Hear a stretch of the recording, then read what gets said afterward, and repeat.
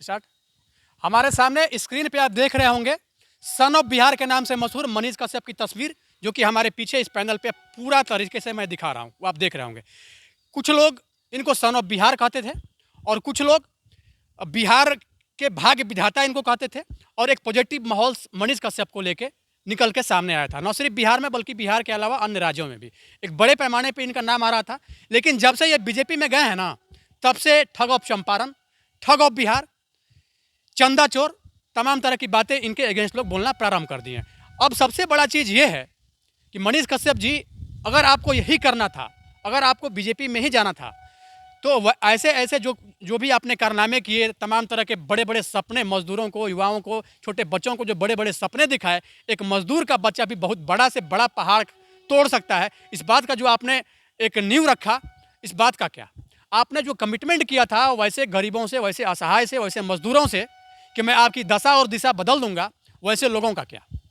जब आपको यही करना था तो फिर चंपारण जैसे धरती में जाके तमाम तरह के वृद्ध और युवाओं से जाके ये कहना कि मैं चुनाव लड़ने वाला हूं, हमें आप चंदा दीजिए और उस चंदा के बल पे मैं आपका सांसद बन के आऊंगा और कहीं ना कहीं कायाकल्प कर दूंगा चंपारण का। वैसे लोगों के द्वारा, वैसे लोगों को बोला गया आपके बात के उस बात का क्या?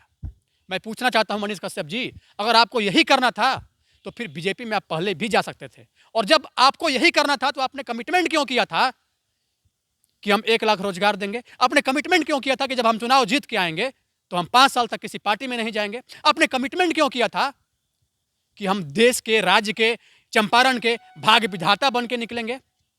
और आपने मजदूरों के असहाय स्थिति पे मजाक क्यों उड़ाया था, अगर आपको यही सब करना था तो? पूछता है जनता। और आपको एक बात तो आप और ध्यान रखना पड़ेगा, जिस तरह से ये विरोध का सिलसिला शुरू हुआ है ना, कहीं से जब आप बेऊर जेल से बाहर निकले थे, उस समय में हमारा भी संवाददाता वहां पर जाके आपका न्यूज़ कवर किए थे, और उस न्यूज़ को कवर करने के उपरांत हमने पाया था कि आपका फैन फॉलोइंग बहुत है। वैसे बहुत सारे लोग जो कि 1-1 1.5 लाख लोग स्टेशन पर जाके बिताए थे, आपका बेसब्री से इंतजार कर रहे थे। वैसे लोगों के आस पे जो आपने पानी फेरने का काम किया है, वैसे लोगों के अपेक्षाओं का क्या? मैं पूछना चाहता हूं, क्या बीजेपी में जब आपको इतना ही कुछ अच्छाई दिख रहा था, तो फिर बीजेपी के अगेंस्ट आपने जब स्टार्टिंग में वीडियो बनाया था, उस समय जब इस चीज़ का विरोध हुआ था, उस समय आप क्यों बोले थे कि नहीं हम राष्ट्रवाद के समर्थक हैं, बीजेपी के समर्थक नहीं हैं? और आप ये क्यों बोल रहे हैं कि बीजेपी ने ही हमको हमारे एनएसएस से निकाला?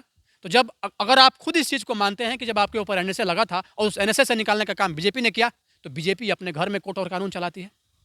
सवाल तो बनता है और सवाल तो हम पूछेंगे। बाकी आप लोग अगर इस वीडियो को देख रहे हैं तो जरूर बताइएगा, क्या अपनी राय रखते हैं?